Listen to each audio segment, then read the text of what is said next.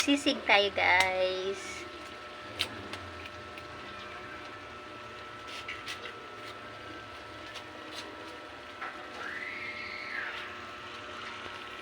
Kaya hindi.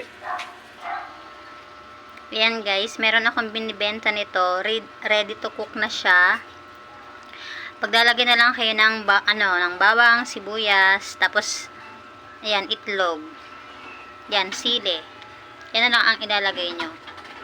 Tsaka, hindi na kayo maglalaga ng matagal kasi luto na siya. Parang iinit nyo na lang.